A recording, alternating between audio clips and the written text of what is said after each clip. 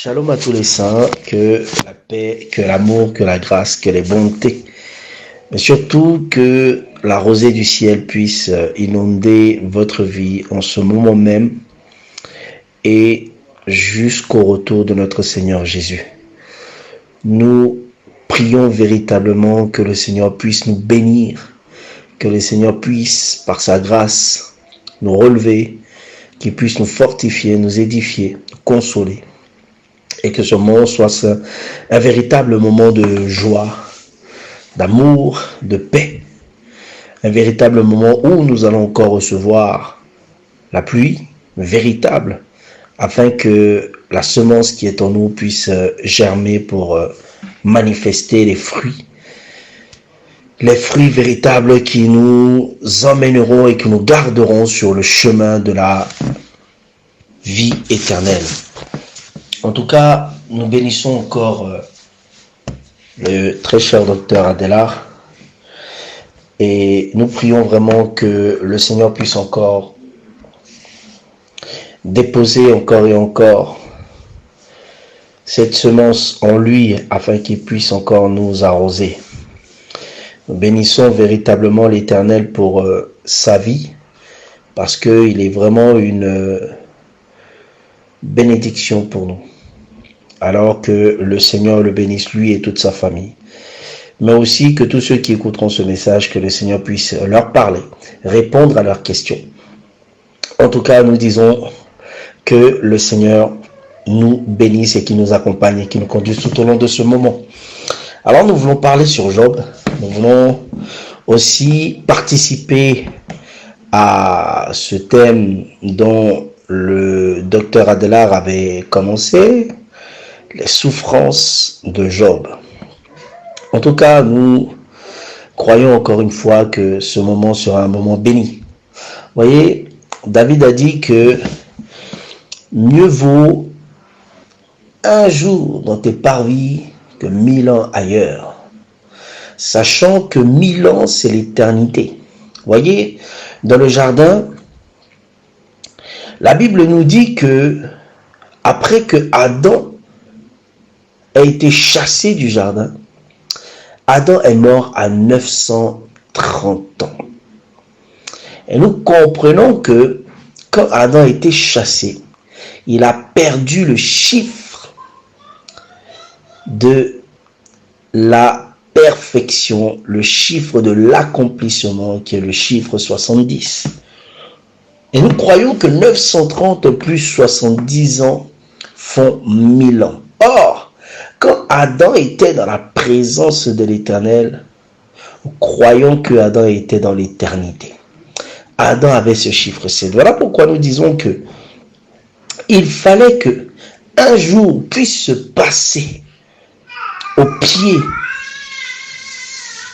dans les parvis de l'Éternel afin que nous puissions bénéficier de ces 1000 ans. Et nous croyons que un jour passé dans les parvis de l'Éternel nous emmène à ce que nous puissions vivre l'éternité. Parce que nous croyons que le parvis, c'est l'endroit où il y a le sacrifice. Or, nous croyons que le parvis de l'Éternel, ce sont les pieds de l'Éternel. Les pieds de l'Éternel qui matérialisent le marchepied de l'Éternel qui est notre Seigneur Jésus. Or, nous croyons que dans le parvis, c'est à l'endroit même où il y a eu le sacrifice ultime qui nous donne la vie. Voilà pourquoi nous devons nous rassembler à ce lieu-là, là où il y a la trompette du rassemblement, à savoir la mort de notre Seigneur Jésus. Voilà pourquoi nous disons que Jésus est venu nous apporter une année de grâce. Or, quelque part, il me semble dans Ézéchiel, la Bible dit que tu prendras un jour pour un an. Nous croyons que c'est le jour passé véritablement dans les parvis de l'Éternel qui nous permet de pouvoir rentrer dans la plénitude de Dieu, dans l'éternité. Voilà pourquoi nous voulons passer un moment dans les parvis de l'Éternel. Parler de Christ bien-aimé. La Bible nous dit que à travers les apôtres que notre prédication n'est pas basée sur les discours persuasif, lié à l'intelligence de l'homme, lié à la pensée de l'homme, lié à la connaissance de l'homme, mais elle est basée sur la mort et la résurrection de notre Seigneur. Or, nous croyons que la mort s'est manifestée dans le parvis de l'Éternel. Nous croyons, bien-aimés, que c'est à ce lieu-là, bien-aimés, que nous avons et nous recevons la vie éternelle. Voilà pourquoi nous voulons passer un moment dans les parvis de l'Éternel et parler sur la mort et la résurrection de l'Éternel qui est pour nous l'année de la grâce. Voilà pourquoi nous disons des choses très importantes. Aujourd'hui, le mot grâce a été banalisé, véritablement. On dit par-ci, par-là, le Seigneur fait grâce, Dieu nous fait grâce. Mais nous manquons de percevoir la véritable importance de la grâce dans la vie de l'homme. La Bible dit que l'Esprit du Seigneur est sur moi. Vous voyez, quand Jésus va dans le temple, qu'il ouvre le rouleau, il dit l'Esprit du Seigneur est sur moi, car il m'a oint pour annoncer la bonne nouvelle, pour annoncer une année de grâce. Bien-aimés, cette année de grâce, nous la vivons. L'année de grâce, c'est l'année qui matérialise la mort de notre Seigneur qui nous donne la vie. Voilà pourquoi quand tu déclares que Dieu nous fait grâce, tu dois comprendre que la mort de Christ te donne la vie. C'est-à-dire que la mort de Christ qui a englouti toutes les condamnations qu'il y a dans ta vie, qui a englouti véritablement tous les éléments qui te ramènent dans une solitude, dans une crainte, une peur, dans des questionnements sans queue ni tête. Bien aimé, ces choses-là ont été vaincues, clouées à la croix. Ces choses-là ont été faites par la grâce, ton marchepied. Voilà pourquoi quand tu déclares Dieu me fait grâce. Voilà pourquoi quand tu vas déclarer, oui, la grâce du Seigneur repose sur moi. Comprends, bien-aimé, que cette grâce-là n'est pas journalière, mais cette grâce-là, elle est éternelle. Parce que, bien-aimé, c'est cette grâce-là qui te donne la possibilité aujourd'hui de pouvoir marcher avec celui qui détient l'autorité sur toutes choses, de pouvoir marcher avec cette espérance que même si c'est dur, au nom puissant de Jésus-Christ, mon Rédempteur se lèvera les derniers. Voilà pourquoi nous voulons parler de Job. Parce que Job nous donne une grosse indication sur cette grâce. Voyez, nous voyons Job. Comprenez, bien aimé, que nous avons tendance à répéter tout le temps. Et Paul le faisait parce que ces choses sont salutaires pour nous. Comprenez que nous voyons Job comme le type même de notre Seigneur Jésus. Voyez, c'est Jésus lui-même qui le dit. Il dit tout ce qui était écrit de moi dans les psaumes, dans les prophètes et dans la loi. Toutes ces choses parlent de moi. Hein? Comprenez? Même, voyez, il dit que les prophètes ont prophétisé inspirés de l'esprit. Voyez? Comprenez que tout ce qui a été noté, bien-aimé, c'est pour notre édification. Et ils ont été notés par le témoignage des prophètes, mais par-dessus tout, inspirés de l'esprit. Or, nous croyons, bien-aimés, comme Jésus l'a dit bientôt à ses apôtres, le monde ne me verra plus, mais vous me verrez. Je m'en irai et je reviendrai. Voyez, Jésus-Christ est celui qui a inspiré les prophètes de parler de lui. Voilà pourquoi vous allez comprendre que quand David dit « Mieux vaut un jour dans des parvis que 1000 autres ailleurs », bien aimé, tu vas comprendre que David, dans le psaume 28, il a dit « mon père, pourquoi m'as-tu abandonné? Mon Dieu, pourquoi m'as-tu abandonné ?» Et comprenez que sur la croix, Jésus va répéter la même chose. Voilà pourquoi nous croyons qu'à l'image de David, Job, qui est une inspiration de la pensée de Christ, matérialisant Dieu dans l'ombre, nous croyons, bien-aimés, que c'est notre Seigneur Jésus qui veut nous enseigner encore une fois sur la puissance de la grâce dans notre vie. Voyez, nous vous revenons. Que le Seigneur vous bénisse abondamment. Remarquez que Job est un homme fort, bien-aimé. Job est un homme fort. Quand nous voyons la vie de Job, nous pouvons remarquer que Job est un homme fort. Voyez, nous allons lire. Nous allons nous arrêter sur un élément. Voyez, un élément. Parce qu'il y en a plusieurs, bien-aimés.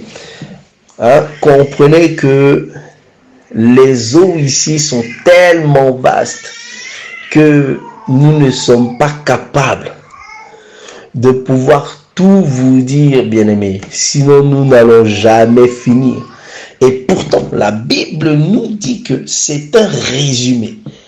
Parce que tout ce que Dieu en Christ a fait, tout ce qui a été fait par Dieu, tout n'a pas été écrit dans ce livre.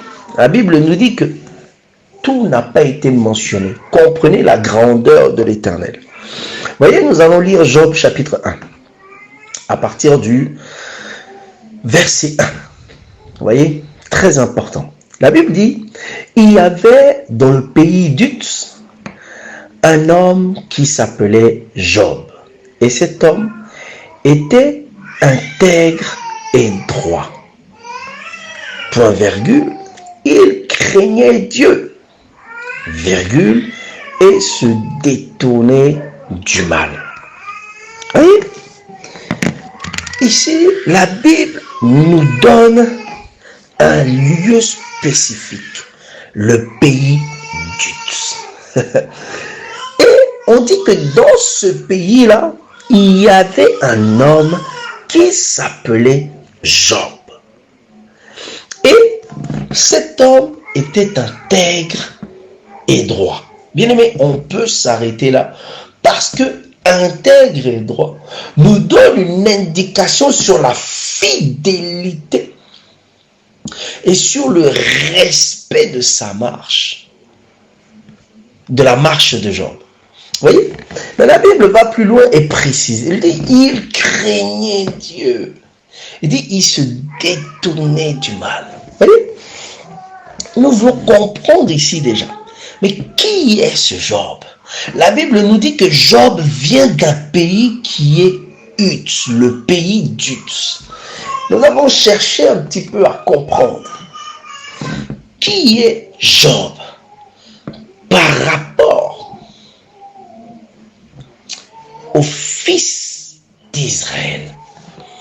Et nous avons vu que Job était un homme qui vivait au pays d'Uz. Voyez, Genèse chapitre 10 nous donne une indication à ce sujet. Très important. Nous voulons déjà voir l'origine de Job afin de comprendre l'autorité et la puissance qu'a la grâce dans notre vie, bien-aimés. La Bible dit dans Genèse chapitre 10, voyez, où on parle des fils de Noé, parce que vous allez comprendre et nous pensons que nous connaissons aussi cette histoire qui fait partie de l'histoire de l'humanité par rapport au fait que après le déluge, il y a eu Sem, Cham et Japheth qui se sont un petit peu éparpillés dans le monde et ont fait des enfants avec une postérité. D'accord? La Bible dit dans Genèse chapitre 10 au verset 1, voici la postérité des fils de Noé, Sem, Cham et Japheth. Il leur naquit des fils après le déluge. Les fils de Japheth furent Gomer, Magog, Madai, Javan, Tubal, Méchec et Tiras. Les fils de Gomer, Ashkenaz, Riphath, Togarma. Les fils de Javan, Elisha, Tarsis, Kittim et Dodanim. C'est par eux qu'ont été peuplées les îles des nations selon leurs terres, selon la langue de chacun, selon la famille de chacun. Attendez, nous allons sauter un petit peu. Nous allons au verset, pour gagner du temps, nous allons au verset 21. Genèse 10, 21. La Bible dit, il naquit aussi des fils à Sem, père de tous les fils d'Héber et frère de Japheth.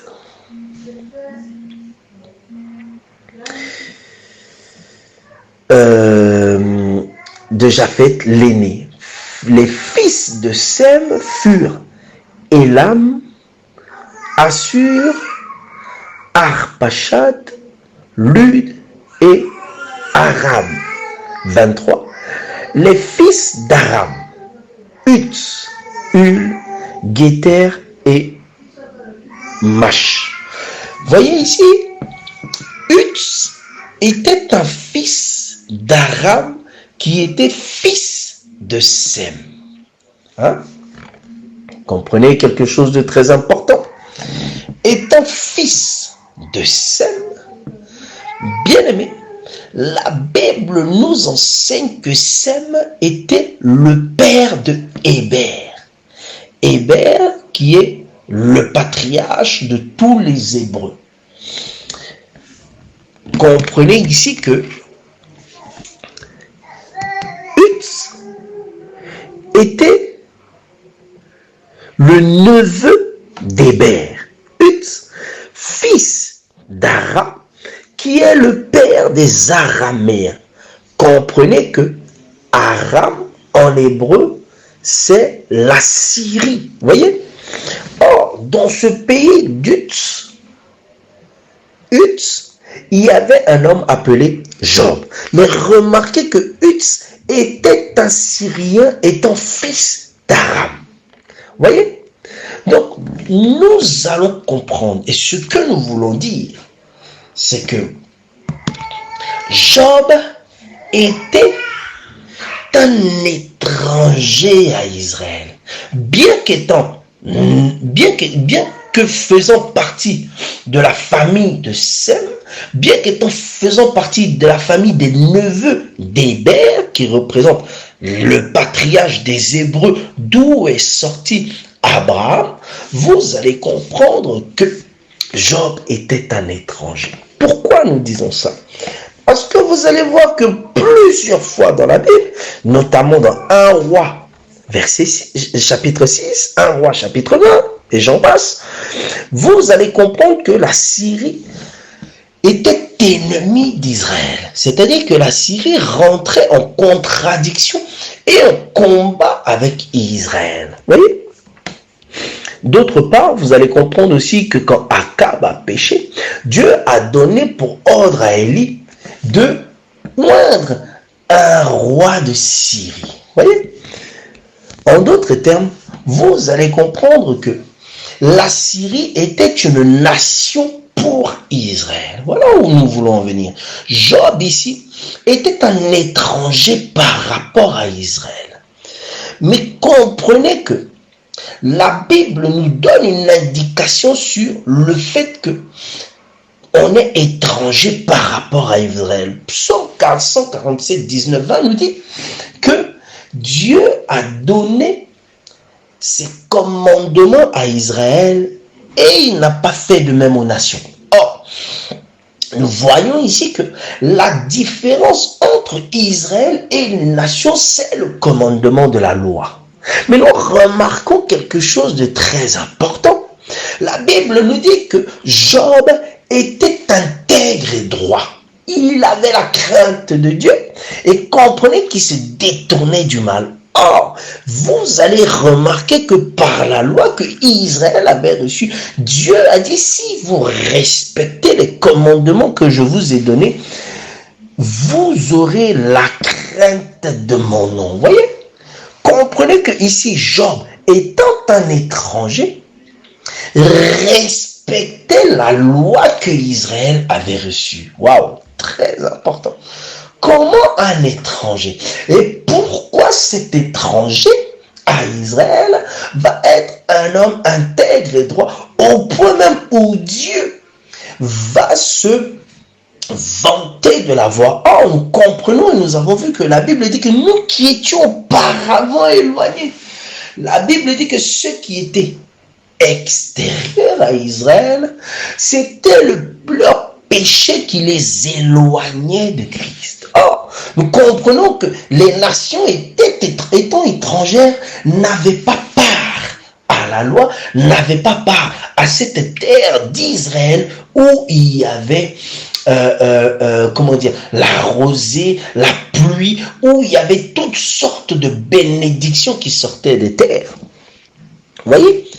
Mais la Bible nous enseigne que Job était intègre et droit, au point même de dire qu'il n'y avait personne d'autre comme lui. Ça, c'est Dieu qui se vante, vous voyez?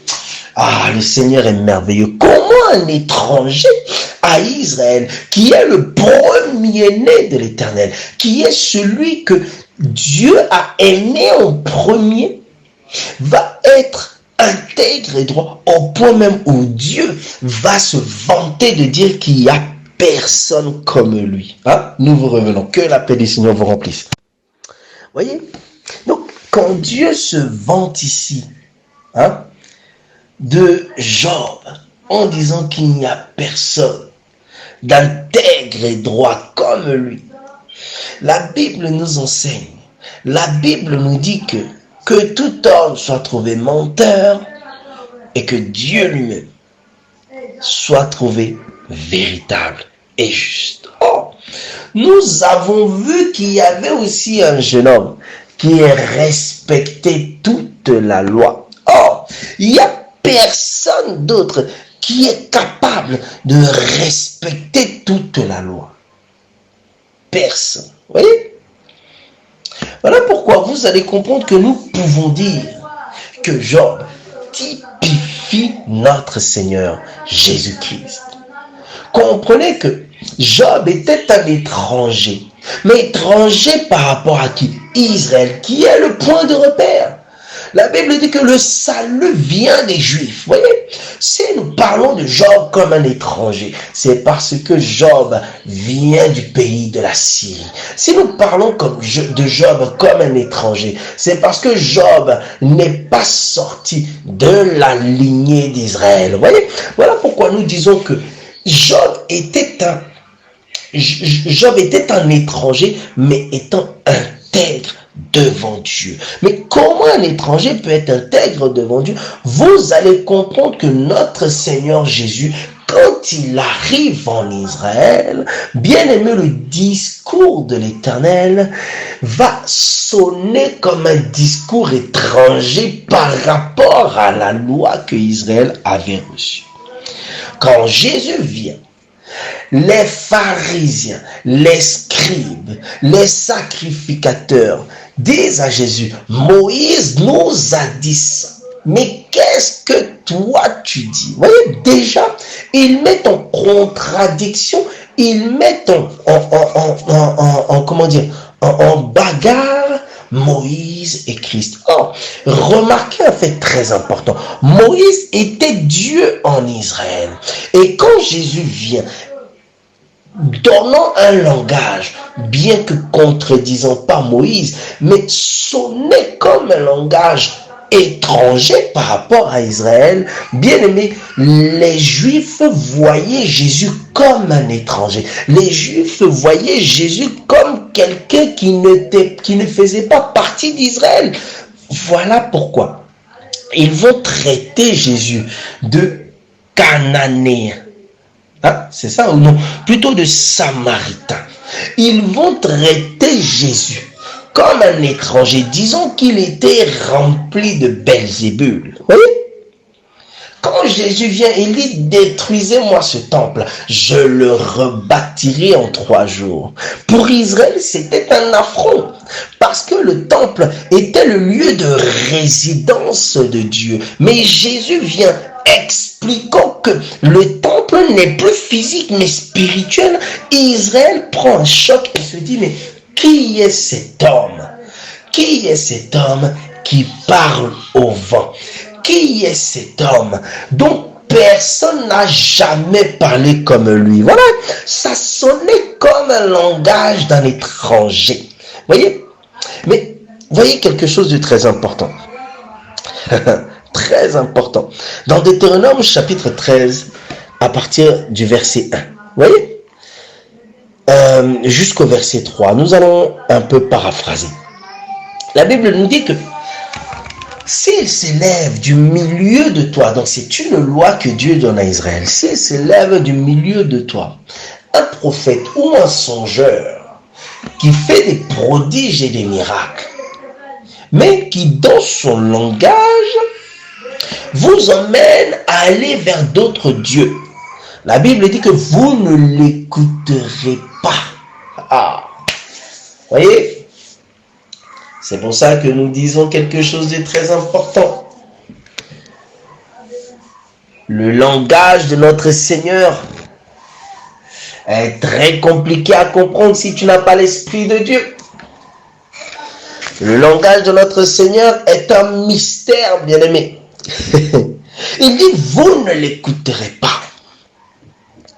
Cependant, dans d'autres versions, il dit que vous le tuerez. Voyez? Donc, vous allez comprendre que Israël va appliquer cette loi. Voilà pourquoi nous disons que la Bible dit que le Seigneur blesse et y pense. Voilà pourquoi nous voulons t'exhorter un peu. Bien-aimé, toi qui marches avec l'espérance, comprends, bien-aimé, que peu importe ce qui se positionne sur ton chemin, l'Éternel est capable de t'en délivrer. Pourquoi? Parce que c'est l'Éternel lui-même qui a posé cet obstacle devant ton chemin. Comment Dieu nous dit, si ta foi est comme un grain de sénévé, tu ordonneras cette montagne de quitter ton chemin et de se jeter dans les eaux. Bien-aimé, parce que Dieu, il sait que peu importe ce qu'il met devant toi, il te donnera la capacité de pouvoir t'en échapper. Voilà pourquoi quand tu marches dans l'espérance, bien-aimé, que ta joie ne puisse point s'éteindre. Que ta confiance en Dieu ne puisse point s'éteindre. Parce que c'est Dieu lui-même qui blesse et c'est Dieu lui-même qui pense. Voyez? Quand tu te confies à l'Éternel, comprends, bien-aimé, que rien ne peut te nuire. Comprends, bien-aimé, que rien ne peut te confondre. Parce qu'il est lui-même celui qui blesse et en même temps le docteur. Mais comprenez que ce docteur-là est un docteur qui a tous les médicaments qui existent. Peu importe ton problème, il n'y a rien qui est au-dessus de Christ. Voilà pourquoi il parle de cette foi comme un grain de sénévé. Une petite graine de moutarde, plus puissante qu'une montagne devant toi. Comprends la puissance et l'autorité de l'Éternel. Même s'il se fait petit, bien aimé, il demeure toujours plus grand. Nous disons que le Seigneur vous bénisse. Voilà pourquoi vous allez comprendre que Dieu lui-même va conditionner Israël afin qu'ils puissent eux-mêmes rester, demeurer dans les ténèbres. Pourquoi il fait ça? Quelqu'un me dira. Parce que toute l'humanité doit être trouvée menteur. Pourquoi il fait ça? Parce que la loi n'a emmené et n'emmènera personne au salut. Quand nous disons la loi, bien mais comprenons que nous parlons des œuvres de la loi. Or, le fait de refuser d'écouter cet étranger, bien-aimé, vous allez comprendre que c'était une œuvre. Le fait de ne point écouter signifie le fait de tuer cet étranger. C'est une œuvre, bien-aimé. Hein? Remarquez un élément très important. Dans le jardin, vous allez comprendre que quand Adam va manger le fruit, Adam va tuer un fruit. Adam va tuer une semence. Voyez? Ici, Adam va représenter la loi. Adam va représenter Israël qui va tuer cette semence, c'est-à-dire qui va rejeter le commandement de Dieu. En rejetant ce commandement de Dieu qui est Jésus, Israël va le tuer, c'est-à-dire Israël va manger cette pomme défendue par Dieu. Voyez? Comprenez, bien aimé, que c'est un paradoxe, mais comprenez, bien aimé, que Israël ici est ni plus ni moins l'image de Adam, bien aimé, qui va manger le fruit. Pourquoi? Parce que Adam va refuser d'écouter et d'entendre la parole, le commandement que Dieu lui avait donné. Or, remarquez que quand Jésus vient, c'est Dieu lui-même qui vient pour donner un commandement à Israël. Mais pourquoi Israël va refuser? C'est par rapport à la loi. Par rapport à cette loi, Israël va refuser. Or, la Bible déclare que la loi était le ministère de la mort. Donc, vous allez voir que c'est par rapport à ce que Dieu avait prévu de garder Israël dans l'ombre, dans les ténèbres, afin de sauver, bien-aimé, un étranger. Jésus-Christ, le roi de gloire. Vous voyez? Bien-aimé, très important. Voilà pourquoi il faut faire très attention. Tu es un étranger par rapport à Israël, bien-aimé. Mais comprends que, comme Paul a dit, nous devons être imitateurs de notre Seigneur Jésus. Voilà pourquoi tu vas voir qu'il faut faire très attention dans la compréhension des choses de notre Seigneur. Nous vous revenons. Cependant, tu vas voir aussi que Jésus-Christ était déclaré comme prophète.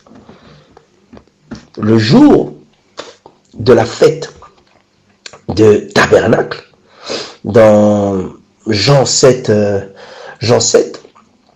Matthieu 21 aussi, quand Jésus rentre à Jérusalem et qu'il parle, la Bible dit que les gens disaient qu'il était un prophète. Quand on dit les gens, vous allez comprendre qu'il y avait les Juifs, mais aussi les Grecs.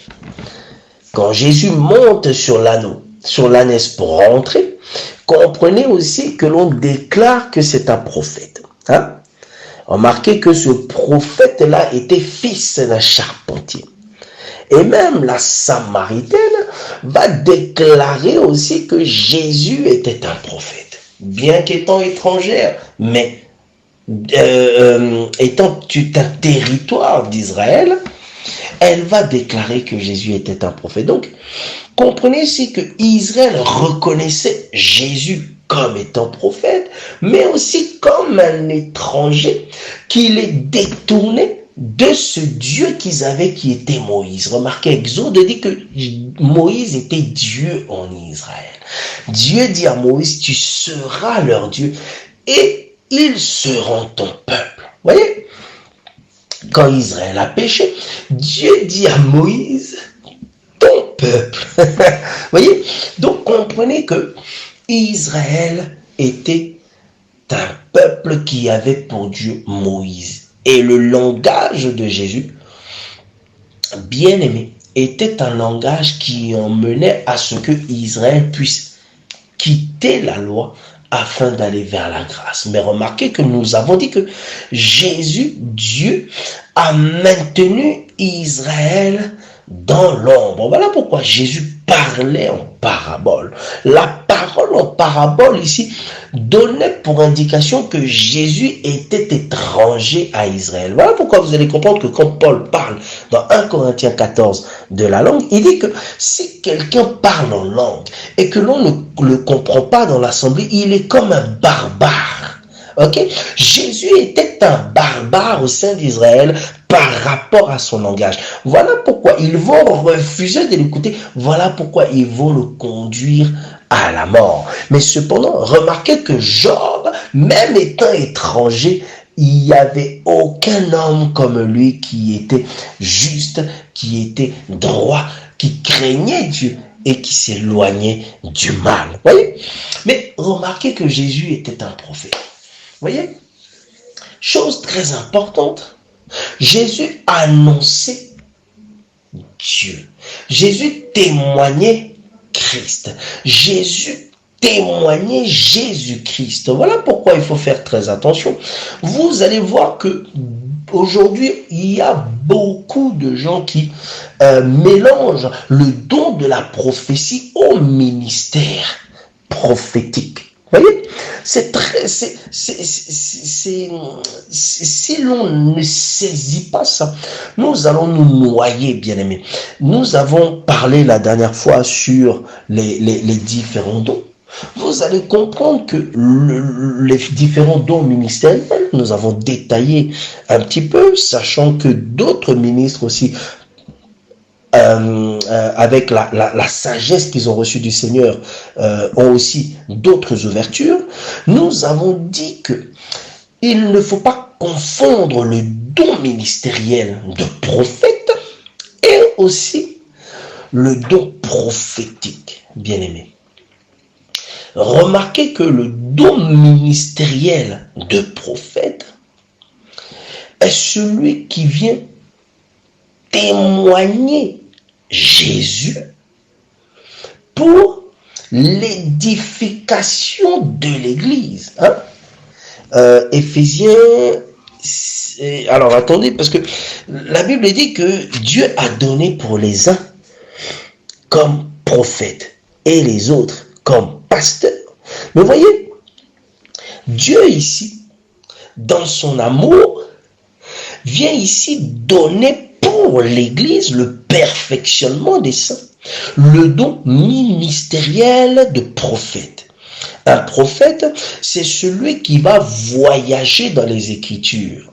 Remarquez que auparavant, quand on faisait le sacrifice, quand on tuait l'agneau et quand on le préparait, vous allez comprendre que le sacrificateur prenait une fourchette pour piquer la viande. Or, la fourchette était un ustensile qui était au service de l'autel. Voyez, l'autel, la Bible déclare que aujourd'hui l'autel typifie l'évangile. Voyez, donc cette fourchette-là vient piquer. Or, vous allez comprendre que quand elle va piquer la viande, elle va piquer le dessus de la viande, elle va piquer la chair et elle va piquer aussi à travers la chair. Et par cela, nous voulons expliquer que le prophète est celui qui va voyager dans le temps, voyager dans les Écritures, qui est l'agneau sans tache ni ride. Vous voyez, la Bible dit que lisez les Écritures, vous n'allez point trouver de contradiction, vous n'allez point trouver de tâche. Or, nous comprenons que l'agneau était celui qui était sans tâche. Voilà pourquoi nous disons que cet agneau, c'est la parole, l'évangile, et la fourchette, c'est le prophète qui va voyager dans le temps, c'est-à-dire hier, aujourd'hui et éternellement. La Bible dit que dans Apocalypse 19:10, l'esprit du prophète, c'est le témoignage de Jésus. Voilà pourquoi nous disons, par toutes ces bases, que le prophète véritable ministre de Dieu est celui, bien-aimé, qui va témoigner Jésus hier, Jésus aujourd'hui et Jésus éternellement. Voilà pourquoi vous allez comprendre que quand Jésus vient, il manifeste ce don. il témoigne de ce qu'il était hier, de ce qu'il était le jour même, Emmanuel, et de ce qui sera. Voilà pourquoi il dit que avant que Abraham était, je fus. Il dit, aujourd'hui, toi et moi, nous rentrerons vers mon Père. Et il dit, demain, je reviendrai. Oh, gloire au Seigneur. Voilà pourquoi nous disons que faites très attention. Le don de prophétie, il vient pour édifier, consoler et relever. Cependant, il parle aussi des choses hier, aujourd'hui et éternellement. Il doit s'exercer conformément à la doctrine, mais cependant, bien-aimé, le don prophétique va parler aussi d'autres choses liées à la parole, mais autres que Jésus. Par exemple, le don prophétique peut annoncer ce qui va t'arriver demain en te donnant toutes les indications de telle sorte à ce que tu puisses saisir le langage de Dieu afin de mettre tout en œuvre pour résister si c'est négatif ou pour que ces choses soient manifestées dans ta vie si c'est positif. Or, le don ministériel de prophète vient et se focalise sur le témoignage de notre Seigneur Jésus. Bien aimé, c'était juste une petite parenthèse pour parler de ces choses afin que vous ne puissiez plus faire d'amalgame. S'il faut en revenir, nous en reviendrons. Mais comprenez ici que nous voulons parler ici de Jésus, qui était un prophète, mais étranger à Israël, typifié par Job, qui était étranger à Israël, mais dont il n'y avait personne qui était comme lui. Il n'y avait personne qui était intègre comme lui. Voyez, comprenez que Job était celui qui venait manifester, authentifier la puissance et l'autorité de la grâce dans la vie d'un homme. Comprenez que Jésus, quand il va mourir, la Bible nous dit que Jésus a été estimé à 30 pièces d'argent. C'est-à-dire que Jésus a été estimé à 30 pièces d'argent. Jésus a été estimé à une femme étrangère. Pourquoi nous disons une femme étrangère? Vous voyez? Nous vous revenons. En effet, la Bible nous dit dans Genèse chapitre 2 et 3 que Dieu frappe d'un profond sommeil Adam. Et Dieu va tirer une côte de Adam et il va former une femme du nom d'Ève. Vous voyez?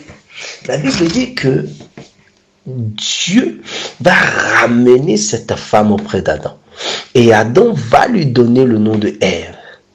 Et Ève qui signifie mère de tous les vivants. Quand la Bible nous dit mère de tous les vivants, la Bible veut nous dire que c'est la mère de tous ceux qui ont la vie. Or, la Bible dit que celui qui a le Fils a la vie. Vous voyez, Jésus a été vendu à 30 pièces d'argent. Nous comprenons que le Fils a été manifesté le 3e jour sortant du tombeau. Qui a reçu le Fils? Ce sont les nations bien-aimées. Pourquoi? Parce que Dieu a fait de telle sorte à ce que Israël ne puisse point avoir le Fils en demeurant sous la loi. Or, comprenez que le Fils a été ressuscité par l'Esprit. Que le Seigneur vous bénisse. Voilà pourquoi nous disons que Jésus, qui était considéré comme un étranger, était vu comme un étranger, bien-aimé. Il a été estimé au prix d'une étrangère, les nations. Voilà pourquoi vous allez comprendre que quand Jésus allait à la mort, bien-aimé, il va dire dans Luc chapitre 23 que ce que l'on m'a fait, on vous fera de même. Nous voulons, par ce moment bien-aimé, vous rassurer sur quelque chose. La Bible nous dit que c'est à force de persécution que nous allons recevoir le royaume. C'est à force de tribulation que nous allons recevoir la vie éternelle. Celui qui veut vivre pieusement sera persécuté. Or, Jésus-Christ, considéré comme un étranger par son langage, vivant pieusement parce qu'il n'y avait personne comme Job, bien-aimé, il a été persécuté par ses 3 amis. Il a été persécuté par la loi. Il a été persécuté par Israël. Voilà pourquoi vous allez comprendre, bien-aimé, que aussi bien que Jésus-Christ a été persécuté, nous, les nations qui nous conformons à Jésus-Christ, nous devons aussi être persécutés, bien-aimés. Voilà pourquoi ce matin, nous voulons vous rassurer sur quelque chose. Bien-aimés, comprends que peu importe là où tu seras, peu importe où tu iras, parce que tu es cet étranger qui a une terre en Israël, tu seras persécuté. Bien-aimé, tu seras accusé. Alors, que ta joie ne puisse point s'éteindre. La Bible nous dit que nous qui étions éloignés, Dieu nous a rapprochés. Le prix des 30 pièces a été utilisé pour payer une terre en Israël. Il nous a rapprochés afin de nous ramener dans la maison. Nous qui sommes dans la maison, bien-aimés, étant étrangers, nous serons persécutés. Voilà pourquoi nous devons garder cette espérance. Très important. C'est pour cela que vous allez voir que quand Satan vient accuser Job devant Dieu, Satan dit à Dieu, c'est par intérêt que Job, il est intègre. Qu'est-ce que Dieu va faire? Dieu va dire à Satan, touche à tout, mais pas à sa vie. Ecclésiaste chapitre 9,4 nous dit que aussi longtemps que le chien vit, il y a de l'espérance. Or, le chien, c'est celui qui est étranger, celui qui auparavant n'était pas assis à la table des enfants bien-aimés. C'était un chien, nous dit cette femme cananéenne. Celui qui avant mangeait les miettes bien-aimés, qui tombait de la table, c'est nous bien-aimés. Nous qui aujourd'hui sont rentrés dans la maison bien-aimés. Il y a de l'espérance pour nous. Voilà pourquoi, très important, tu vas comprendre que tout ce qui t'environne, bien-aimé, est susceptible d'être une tribulation. Tout ce qui t'environne est susceptible d'être un combat pour toi. Pourquoi? Parce que tu es étranger dans cette terre, bien-aimé. Tu es étranger ici-bas. Voilà pourquoi tu dois comprendre que tes yeux ne doivent pas regarder ce qui est face à toi, mais tes yeux doivent marcher selon la foi, c'est-à-dire selon l'espérance que Christ a mis dans ton cœur par la grâce, par sa mort. Parce que tu vas comprendre que quand Jésus est mort, la Bible déclare qu'il a fait de toutes ces choses, tous ces esprits impurs, ces esprits méchants, ces dominations, il a fait de cela ton marchepied. Alors, remarque que bien que cela ne se voie pas dans la chair, spirituellement, bien-aimé, tu vas comprendre que l'espérance est manifestée parce que ta vie, elle est manifestée dans l'homme intérieur, par la parole de Dieu. Voilà pourquoi tu vas comprendre que aussi longtemps que tu demeureras dans cette espérance, aussi longtemps que ta vie sera accrochée à Dieu, ils te feront du mal, mais ils ne te vaincront jamais. Pourquoi? Parce Parce que celui qui t'a aimé demeure éternel. Parce que celui qui t'a aimé, aussi petit qu'un grain de sénévé, est plus grand que toute montagne qui peut se dresser au-devant de toi. Bien-aimé, même si tu ne manges pas aujourd'hui, même si tu n'es pas marié, même si, bien-aimé, tu n'as pas d'enfant, accroche-toi à l'espérance, sachant que la parole de Dieu est cette prophétie qui, tôt ou tard, s'accomplira certainement. Étant accroché à l'espérance du Seigneur, tu vas comprendre que par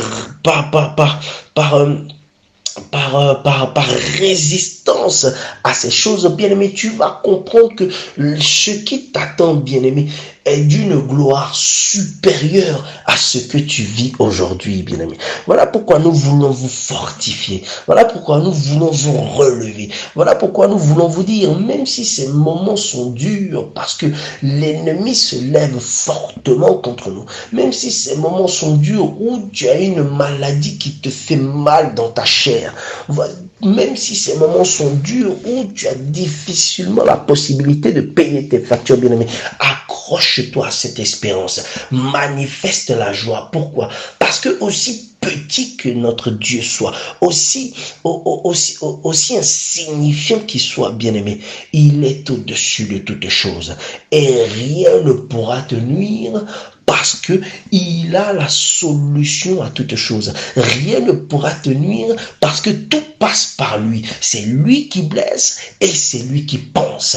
C'est lui qui brise et c'est lui qui restaure. C'est lui qui détruit et c'est lui qui rebâtit. Alors comprends que ces tribulations et ces choses viennent, bien-aimé, afin de tuer ta chair, afin de tuer ta chair, afin de tuer tes convoitises, afin de tuer tes passions, afin de tuer tout ce qui te rattache à cette terre, afin que tu sois véritablement et pleinement citoyen du royaume des cieux, pour qu'au jour de la bénédiction véritable, bien-aimé, tu puisses la recevoir avec force et autorité. Mais comprends que c'est par la grâce, bien-aimé, que ces choses seront manifestées dans ta vie. Voilà pourquoi tu vas comprendre que Job va d'abord passer par la mort de tout ce qui lui appartenait afin d'être ressuscité, afin d'être restauré avec abondance, avec vie, avec joie. Alors, bien-aimé, que ton cœur ne s'enfle pas de remords, que ton cœur ne s'enfle pas de regrets, que ton cœur ne s'enfle pas d'amertume, parce que comprends que si tu passes par des moments difficiles, bien-aimé, les choses meilleures s'annoncent, les choses véritables arrivent, les choses puissantes, les choses grandes qui vont te relever, bien-aimé, s'annoncent. Voilà pourquoi tu vas comprendre que avant que la pluie puisse tomber, bien-aimé, il y avait d'abord les tonnerres, il y avait d'abord le vent, il y avait d'abord les pluies. Comprends que quand la colère se lève dans ta vie, quand les difficultés sont pleines dans ta vie, comprends qu'à ce moment-là, il y a le soleil qui s'annonce. Comprends qu'à ce moment-là, il y a la bénédiction qui s'annonce. Comprends qu'à ce moment-là, il y a la restauration qui s'annonce. Alors demeure dans cette espérance comme a demeuré Job. Demeure dans cette espérance comme a demeuré notre Seigneur Jésus-Christ, sachant que il sera ressuscité. Alors comprends que pour toi qui es étranger dans ce monde, pour toi qui étais étranger à Israël, comprends, bien-aimé, que malgré la vie que tu as, il y a une résurrection qui s'annonce, il y a une bénédiction qui s'annonce, il y a une restauration qui s'annonce. Voilà pourquoi tu vas comprendre qu'aujourd'hui, bien-aimé, nous ne sommes pas soumis, bien-aimé, aux œuvres, mais nous sommes soumis à Christ par notre foi et notre espérance. Voilà. Donc nous vous disons que le Seigneur vous bénisse, bien-aimés. Il y a tellement de choses à dire, mais nous voulons nous arrêter là. Nous pensons que le Seigneur permettra et nous aurons encore une occasion de pouvoir encore parler parler de ces choses. En tout cas, que le Seigneur vous bénisse abondamment, que la paix, la grâce de l'Éternel puisse investir en votre vie, que votre joie soit parfaite, que votre espérance puisse reprendre vie, que la flamme de l'Éternel qui brûle dans votre cœur, c'est-à-dire l'amour de Dieu, puisse ne point s'éteindre, bien-aimés. Parce que comprenez que quand Christ a parlé aux apôtres, il disait qu'il y avait un feu qui brûlait dans leur cœur. Or, ce feu-là, c'est cet amour qui permet à ce que nous puissions avoir la vie. Nous disons que le Seigneur vous bénisse abondamment, que les bontés de l'Éternel ne puissent point s'arrêter dans votre vie et qu'en toute chose, en toutes circonstances, que votre espérance puisse prendre le dessus afin que Christ soit toujours cet étendard que vous allez manifester dans votre vie. Qu'il en soit ainsi, que la paix de l'Éternel vous remplisse. Au nom puissant de Jésus-Christ, nous avons ainsi prié. Et nous disons Amen, Amen, Amen. Shalom, Shalom.